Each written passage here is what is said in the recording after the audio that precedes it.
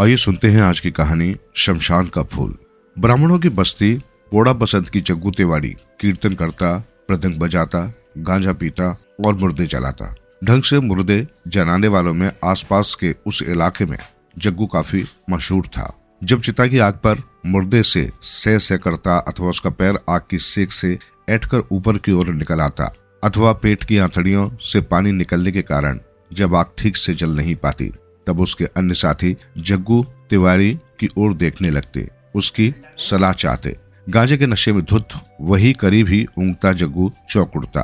वो झटपट उठकर खड़ा हो जाता। उसके बाद चिता से एक 3 हाथ का बांस खींचकर मार मार कर मुर्दे पर 3-4 चोट धमक देता। मुर्दे का सिर शायद चकनाचूर हो जाता। मच्छर निकलने से थोड़ी दूर तक की आग बुझ जाती। कटवाया लाठी की चोट से घुटने से टूटकर नीचे लकड़ियों में लूटने लगता।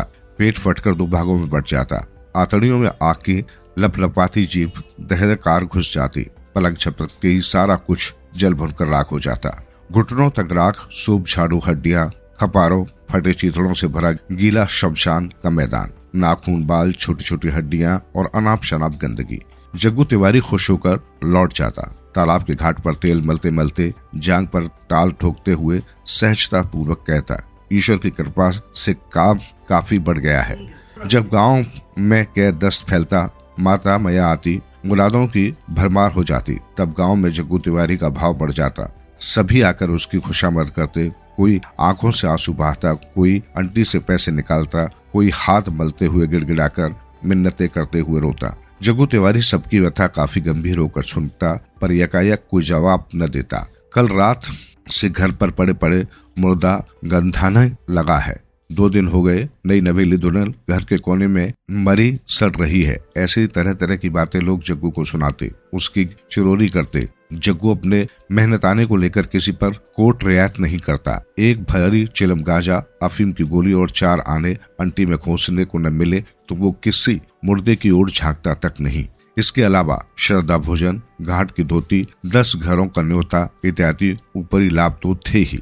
साधवा औरत का शव हो तो जग्गू को कुछ अधिक लाभ होता। अच्छा घराना हुआ तो कान की बालियां, बाजूबंद अथवा नथनी, और यदि अच्छा न हुआ तो पैरों के बिछुए जग्गू को भाई दक्षिणा के रूप में मिलते। मुर्दे की चिता में आग लगाने से पहले वो उसके शरीर पर अच्छी तरह निगाह फेर लेता और यदि कहीं कोई आभूषण होता तो उसे निकाल लेता। कभी कभार मुर्दे के शरीर से बालियां, बाजूबंद या नथनी आसानी से न उतरते तो जग्गू तिवारी झुंझलाकर अपने दांतों से पकड़कर काफी खींच खांच कर मुर्दे के नाक कान से आभूषण नोच लेता। नाक की नकेल कट जाती, कान कट जाते, नीला नीला पनीला खून बहकर शव के चेहरे पर फैल जाता। लेकिन जग्गू तिवारी उसकी परवाह न करता। ये उसका रोज का काम है, एक तरह की ऊपरी आमदनी। ऐसा करते करते वो पत्थर बन चुका था। कोई औरत जब घर में ही मर जाए तो जग्गू तिवारी चांदी का रुपया अंटी में खोसे बगैर अर्थी को कंधे पर नहीं उठाएगा। उसके मेहनताने से थोड़ा भी इधर उधर करने पर वो मुर्दे को बासी मुर्दा कहने की धमकी देता। अन्य साथियों को सिखा पढ़ाकर अपनी मांग पर अड़कर बैठ जाता। 1 रुपया मिलते ही डुगडुग की ताल पर ताल मिलाते हुए राम नाम सत्य है कहकर जग्गू तिवारी बड़े गर्व से डर बढ़ाते हुए चल पड़ता। उसकी कसौटी पत्थर जैसे काले बदन पर सफेद जनेऊ चमकता रहता। उसकी ऊंची आवाज सुन पूरा गांव उमड़ पड़ता। टोले भर की औरतें बाहर इकट्ठी हो जाती। छोटे छोटे बच्चे डरकर घरों में छिप जाते। शमशान में धोबी की कुल्हाड़ी से गर्भवती महिला का पेट फाड़कर बच्चे को बाहर निकालने के बाद जग्गू तिवारी 2 कब्रें खोदकर माँ बच्चे दोनों को उसमें चित्र लिटा देता। कभी कभी दोनों को एक साथ अगल बगल लिटाकर आग लगा देता। एक में जगह कम हो जाती तो जलती चिता खींचने वाली लकड़ी से बच्चे को गुड़ी मुड़ी करके मांस के लोट थिड़े की तरह चिता में झोंक देता। इस तरह जग्गू तिवारी अपनी धान की फसल के अलावा कभी कभी 2 पैसे ऊपरी कमाई करके अपना गुजर बसर करता, घर चलाता, लेन देन करता, शादी वगैरह में भेंट उपहार देता। कोई उससे जुबान नहीं लड़ाता। उस गांव में जग्गू से अधिक दाह संस्कार का जानकार कोई दूसरा ब्राह्मण भाई था ही नहीं। कोई उसका मेहनताना कम करना चाहता तो जग्गू उसे अपने तर्कों से ये समझा देता कि उसकी मेहनत की तुलना में मेहनताना बहुत कम है। अपना बड़प्पन दिखाते हुए वो अतीत की घटनाओं की पुनरावृत्ति पर प्रमाणित कर देता कि उस जैसा मुर्दा जलाने वाला और कोई नहीं है। इससे वो काफी फक्र महसूस करता। पिछले साल नरसिंह मिश्रा की पत्नी को किस तरह अचानक आई घनघोर बारिश में भी जला आया। लौटते समय सदकछाई अमराई के किनारे कैसे एक सिरहीन प्रेत कंबल के जंगल में फंस गया था। उसके बाद पूस की ठिठुरती रात में हैजा से मरे नाथ ब्रह्मा को जलाते समय किस तरह मुर्दे के पेट से निकले 2 मटके पानी से चिता की आग बुझ गई, और इतने पर भी वो किस चतुराई से इतने बड़े मुर्दे को जलाने में कामयाब हुआ। आधी पुरानी कहानियां जग्गू बड़ी निपुणता से सुना जाता। जग्गू तिवारी का अनुभव और उसकी मुर्दा जलाने की विद्या में कितनी गहराई थी, ये कोई भी ग्राहक उसके साथ घड़ी भर बात करके समझ जाता। रोजाना दिन डूबे जग्गू तिवारी भगवान बाचने के कमरे में बैठकर अपनी आप बीती सबको एक बार कह सुनाता। जिहिर जिहिर बरसती मौसम में अनेक श्रोता उसे घेर कर बैठ जाते। गांजे की चिलम से एक कश खींचने के बाद पहले जग्गू गला खंखारता। श्रोतागण समझ जाते कि बस अब बात शुरू होगी। एक बार किसी सौरारी मुर्दे का दाह संस्कार करके लौटते समय मुक्ता झरने के पास वाले आम के पेड़ की डाल पर बैठी एक डायन किस तरह आग जलाकर अपने बच्चे को सेक रही थी। एक सफल चित्रकार की तरह जग्गू उसका वर्णन कर जाता। श्रोतागण डर के मारे सिमटकर दीवार से सटकर बैठ जाते। इसी तरह उस छोटी सी ब्राह्मण बस्ती में जग्गू तिवारी का जीवन व्यतीत हो रहा था। अश्वनी की रात, शाम से ही हल्के हल्के बादल छाए हुए थे। संभवतः जग्गू तिवारी के सिर में दर्द था, इसलिए वो दोनों कनपटियों से चूने का लेप लगाए, सिर पर मफलर बांधे, पहाड़ चबूतरे पर बैठा हरिवंश पुराण सुन रहा था। गांव में रोना बिलखना सुनाई दिया। दूसरे टोले की दुकान से पान तंबाकू लेकर कोई गुजर रहा था। उसने खबर दी कि जटिया की बूढ़ी माँ की बहू मर गई। देखते देखते गांव भर में ये खबर फैल गई। 2 पैसे मिलने की सोच तिवारी मन ही मन खुश हो रहा था। अनेक लोग आए, तरह तरह की बातें कहकर लौट गए। टोले की औरतें बेसिर पैर की बातें फुसफुसा रही थी। किसी ने कहा पाप का गर्भ ठहर गया था, किसी ने और न कहा पेट गिरने के लिए उसने कोई औषधि महाऔषधि खा ली थी, विष फैल गया पूरे बदन में। जग्गू तिवारी ने चुप्पी साधे सब कुछ सुना और मुंह बिदका दिया। जाति से बाहर निकाले जाने के भय से उसने बड़ी आमदनी की सारी उम्मीदें छोड़ दी। जटिया की बूढ़ी माँ का इस दुनिया में कोई नहीं था, सिर्फ सास बहू ही थी। गोना होने के महीने भर बाद बेटा कलकत्ता चला गया रुपए कमाकर कर चुकाने। 3 साल हो गए, कोई खोज खबर नहीं। शुरू में एक आध चिट्ठी डाल दिया करता था, लेकिन 1 साल हुए वो भी बंद है। उस गांव के कलकत्ता से लौटे कुछ लोग कहते हैं कि वो किसी औरत के साथ कलकत्ते के मटिया मुर्च में रहता है। घर पर बहू भर थी, वो भी आज चली गई, पर बुढ़िया के मुंह पर हमेशा के लिए काले पोत कर। बूढ़ी ब्राह्मणी के आंसू रुक नहीं रहे थे। लोगों के आगे रोना धोना करने भर से उसकी समस्या खत्म न हो पाती, पर गांव के कुछ बड़े बुजुर्गों ने आगे आकर बात संभाल ली। बहू को शुरू से ही काबू में न रखने के कारण बड़े बुजुर्गों ने जटिया की माँ को काफी डांटा फटकारा, लेकिन अंत में फैसला करते हुए कहा जल्द ही लाश को फूकना होगा, वरना छटिया थाने में खबर पहुंचते ही पूरे गांव को कलंक लग जाएगा। आखिर हम सभी बहू बेटियों के साथ ही रहते हैं। जटिया की माँ चुप्पी साधे सबके आगे हाथ जोड़ रही थी। उसे इस घोर विपत्ति से बचाने की वजह से उसने सबके प्रति आभार व्यक्त किया। अर्थी ढूंढने के लिए गांव के 3-4 युवक आगे निकल आए। मूंछ की रस्सी बटी गई, अर्थी सजाई गई, सूप खपरा छिका झाड़ू लकड़ी के डंडे आदि बाहर दरवाजे पर एकत्रित किए गए। मुर्दे के शरीर और सिर को कपड़े में लपेटे लोगों ने उसे बाहर लाकर अर्थी में बांध दिया, लेकिन किसी बुजुर्ग दाह संस्कारी ब्राह्मण के बिना काम चलने वाला नहीं था। आधे घंटे के अंदर लाश पर फूंकी गई तो खतरे की संभावना भी थी। थानेदार को खबर लग गई तो सारे गांव को बांध कर ले जाएगा। गांव में भला चुगलखोरों की क्या कमी। बड़े बुजुर्गों ने कहा तिवारी को बुलाओ, तिवारी के बिना इतना बड़ा काम आसानी से पूरा नहीं होगा।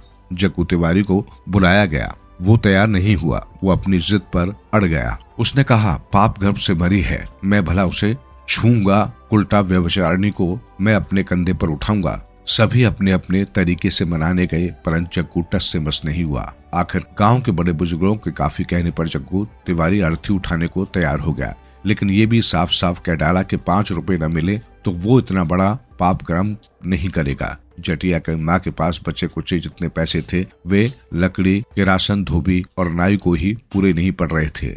आखिर ये तय हुआ कि बहू की नाक में जो सोने की नक बेसर है वो जग्गू तिवारी को मिलेगी। जग्गू तिवारी ने खुश होते हुए आवाज लगाई राम नाम सत्य है। शमशान भूमि गीली गीली गंदगी भरी हड्डियां, लकड़ी, नरमुंड, सूप, हाड़ी जले कोयले के अंदर ढेरों राख, चारों ओर एक तरह की अजीब सी अमाशी गंध आ रही थी। पथ श्रद्धा समाप्त हुई। जग्गू तिवारी ने एक बड़ा भारी चूल्हा खोदा। उसके बाद लाश को लकड़ी की चिता पर चित्र लिटाकर उसके चेहरे से कपड़ा हटा दिया। चवन्नी भर वजन का सोना लालटेन की रोशनी में जग्गू तिवारी ने देखा। नकबेसर मुर्दे की नाक पर चमचमा रही थी। चांद पर से बादल छट गए और चांद धीरे धीरे बाहर निकल आया। मुर्दे के फक सफेद चेहरे पर चांद की अस्पष्ट रोशनी पड़ रही थी। साथ आए लोगों ने कहा, जल्दी जल्दी काम खत्म करो, पुलिस आ गई तो सब कुछ चौपट हो जाएगा। जग्गू ने नाक से नकबसे खींच लाने को हाथ बढ़ाया। उसने देखा कि छोटी सी बहू का अस्पष्ट चेहरा चांद की रोशनी में एक मुरझाई कमुदनी सा दिख रहा था। उसके चेहरे के चारों ओर काले काले घुंघराले बालों का जंगल था। ठीक जिस तरह आकाश के चांद के पिछवाड़े काले बादलों की गहरी छाया जमी थी। बहू के चेहरे पर मुरझाए फूल का लावण्य लहरा रहा था। उसके अस्त व्यस्त बालों पर चांदनी की लहरें टकरा टकरा कर लौट रही थी। जग्गू ने अपना हाथ लौटा लिया। उसके बाद उसने आकाश के फीके चांद की ओर देखा। जग्गू ने ऐसे अनेक मुर्दे जलाए हैं, लेकिन उसने कभी अपने अंदर ऐसा तूफान महसूस नहीं किया। इस छोटे से सुंदर चेहरे को बिगाड़कर सोने का नकबेसर निकाल लेने को उसका हाथ नहीं हिला। बहू की नाक के उस नकबेसर से उसकी आंखें चौंधा रही थी। न जाने वो उस नारी के बारे में मन ही मन कितना कुछ सोच गया था। इतने में जग्गू को याद आया कि कुछ ही दिनों के बाद शायद ये बहू एक माँ बनी होती। इसके अलावा भी काफी कुछ बनी होती, पर ऐसा कुछ नहीं हुआ। किसका कसूर है? धुंधली चांदनी के अपार समुद्र के बीच सुनसान शमशान के नग्न शरीर पर अधखिली नारी सो रही थी। अकेली, वाकई बिल्कुल अकेली थी वो। अर्थी ढोने वाले जग्गू तिवारी उसी को एकटक निहार रहा था। उसका अशिक्षित देहाती मन अपनी भाषा में सोच रहा था, वाकई बिल्कुल अकेली है वो। सिर्फ आज नहीं, जिंदगी भर वो इसी तरह अकेली थी। इस एकांत एक घरवाई जिंदगी को बदलकर जरा दूसरी तरह से जीने के स्वाद के अनुभव के कारण शायद आज उसे शमशान की लाश बनना पड़ा। बहू के धूसर चेहरे के अंदर उसके अनेक दिनों की जीने की लालसा देखी। जग्गू को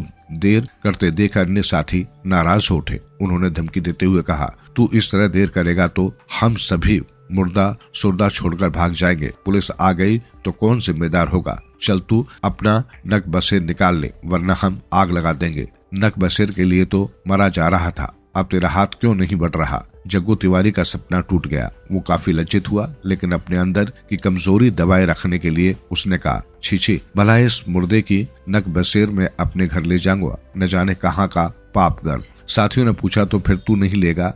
लगा दे हम आग। जग्गू तिवारी ने अनमनस्क सा जवाब दिया, हाँ लगा दो, अच्छी तरह लगा दो, ताकि सब कुछ जलकर राख हो जाए।